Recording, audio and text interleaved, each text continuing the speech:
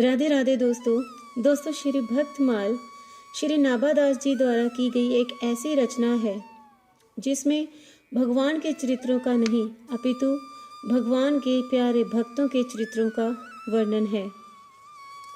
कहते हैं कि भगवान अपने से अधिक भक्तों का आदर देते हैं, भक्तों को प्यार देते हैं।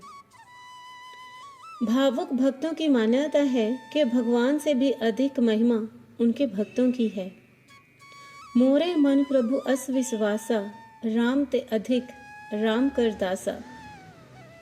भक्तमाल के सबसे प्राचीन टीकाकार श्री प्रियादास जी भक्तमाल ग्रंथ का प्रगट्य कैसे हुआ, इसे बताते हुए कहते हैं कि एक बार की बात है, श्री नाभादास जी के पूज्य गुरुवर श्री अग्रदास महाराज भगवान श्री सीताराम जी की मानसी उपासना में लीन थे और उनके शिष्य श्री नाभा जी धीरे धीरे उनको पंखा झल रहे थे।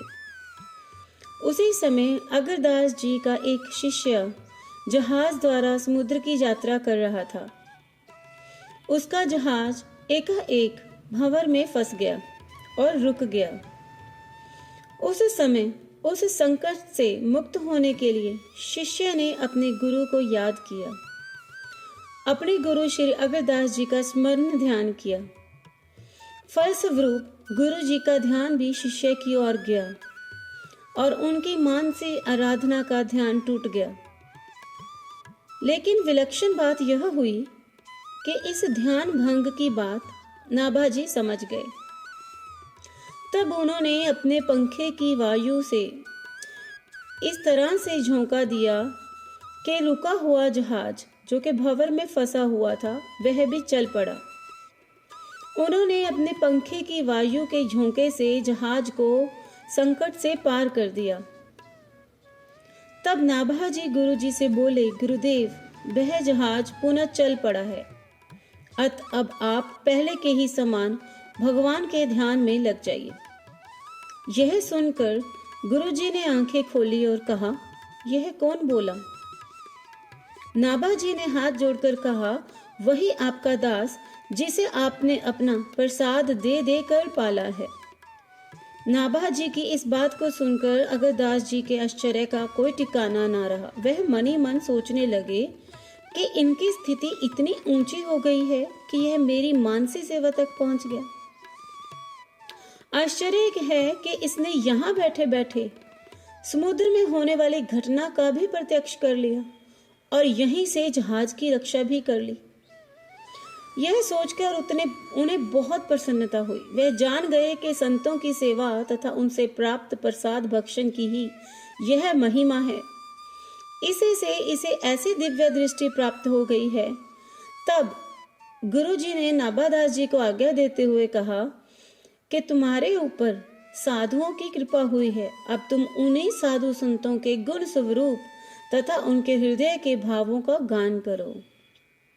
गुरुदेव की इस आज्ञा को सुनकर नाभादास जी ने हाथ जोड़कर कहा कि मैं भगवान श्री राम, भगवान श्री कृष्ण के चरित्रों को तो गा सकता हूँ, लेकिन भक्तों के चरित्रों का आद अंत पाना तो बहुत कठिन है। भला मैं भक्ति के रहस्य को कैसे समझ सकता हूँ? तो अग्रदास जी ने उन्हें प्रेम से समझाते हुए कहा, जिन्होंने तुम्हें मेरी मानसी सेवा में प्रवेश करवाया, जिन्होंने तुम्हें समुद्र में जहाज को दिखाया, जिन्होंने यहीं से पंखे की हवा से जहाज को आगे बढ़ाया, वे ही भगवान तुम्हारे हृदय में प्रविष्ट होकर भक्तों के तथा अपने भी सभी रहस्यों को खोल देंगे और तुम इस तरह से भक्तों का चरित्र लिखना आरंभ करो। गुरु जी ने नाभादास जी की सारी आशंका को दूर कर दिया। बस अब क्या था, उन्होंने गुरुदेव की प्रेरणा प्राप्त कर उनके आशीर्वाद से भक्तमाल की रचना करनी आरंभ कर दी। उन्होंने भक्तमाल ग्रंथ का आरंभ इस दोहे से किया, भक्त भक्ति भगवंत गुरु चतुर नाम बपु एक, इनके पद बंधन किए नासत विघ्न अनेक। अर्थात भक्त, भक्ति, भगवान और गुरु कहने में तो ये चार हैं, किंतु वास्तव में यह एक ही हैं। इनके चरणों में नमस्कार करने से समस्त विघ्नों का नाश हो जाता है। इस दोहे में ही भक्तमाल ग्रंथ का सर्वसार छुपा है।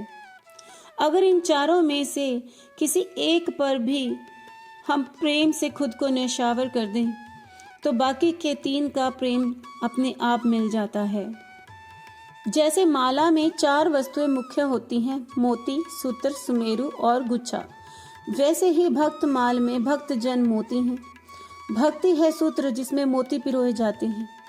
माला के ऊपर जो सुमेरु होता है वह है गुरुदेव, और सुमेरु का जो गांठ रूपी गुच्छा है वह है भगवान। जिस प्रकार हम रुद्राक्ष की माला कहते हैं क्योंकि वो रुद्राक्ष के मोतियों से बनती है, तुलसी की माला तुलसी के मोतियों से बनती है, वैसे ही भक्तों की माला होने से इस ग्रंथ का नाम भक्तमाल पड़ा। आने वाली अपनी और भी वीडियोस में भगवान के हुक्म से, उनके आशीर्वाद से कोशिश करूंगी कि आपको बहुत सारे भक्तों के ऐसे चरित्र सुनाऊं। बहुत ही जल्दी अपनी एक और नई कहानी के साथ मिलूंगी आपसे। तब तक राधे राधे।